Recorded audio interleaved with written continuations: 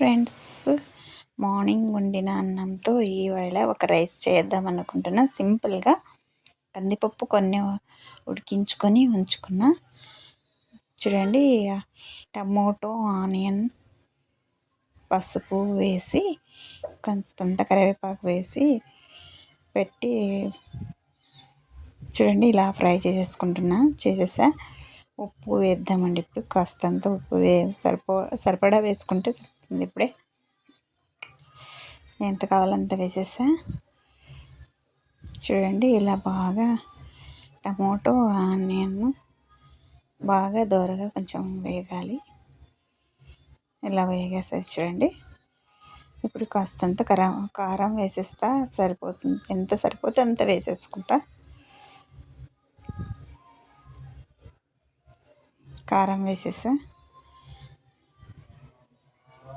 కొంచెం కారం వేసేసుకోవాలా.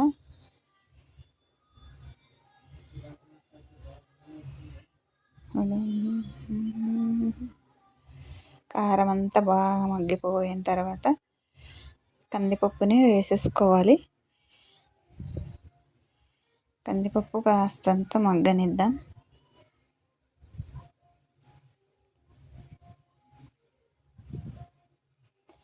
చూడండి, ఇలాగా కందిపప్పుని ఉడికించుకొని పక్కన పెట్టేసింటి వేసేస్తున్నా. చూడండి,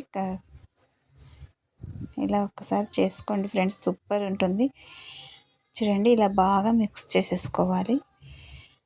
మిక్స్ చేసి కాసేపు మూత పెట్టి ఉంచేద్దాం. ఇవి కాస్తంత మగ్గిపోతాయి.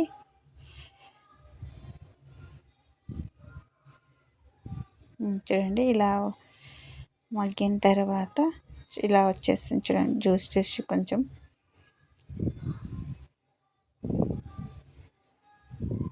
అన్నం ఉన్నప్పుడు అన్నం తినరు కదా, ఒక్కొక్కసారి వేడిగా తినాలన్నప్పుడు వర్షం వచ్చినప్పుడు కొంచెం ఇలా వేడిగా చేసుకుంటే బాగుంటుంది ఫ్రెండ్స్. అందుకే చూడండి, బాగా వేసేసి మిక్స్ చేసేస్తడమే. కూల్గా వాతావరణం ఉంటే చల్లగా ఉండిన అన్నం తినాలంటే కొంచెం కష్టంగా ఉంటుంది. పిల్లలకి వీళ్ళకి ఇలా వండి పెట్టేస్తే బాగా సూపర్ ఉంటుంది టేస్ట్. చూడండి, బాగా మిక్స్ చేసేస్తామండి. మిక్స్ చేసేసుకుంటే రైస్ రెడీ అయిపోయింది. చూడండి, కలర్ ఎలా వచ్చింది, సూపర్. టేస్ట్ కూడా అలానే బాగుంది. మీరు ఒకసారి ట్రై చేయండి. బాగుండే టేస్ట్ బాగున్నాయి ఫ్రెండ్స్. చూడండి, చివరిగా నేను ఇలా చేసేసి ప్లేట్లోకి వేసుకొని తిన్న వీడియో ఇది. సూపర్ టేస్ట్ ఉండే.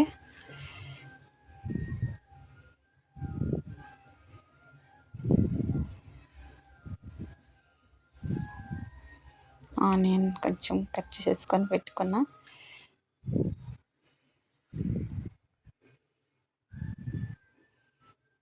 చట్నీ కొంచెం ఉన్నా బాగుంటుంది, అలానే తింటే బాగుంటుంది.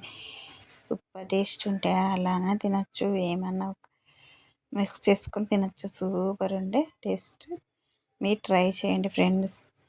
మీకు ఎలా వచ్చిందో కామెంట్ చేయండి. Bye friends.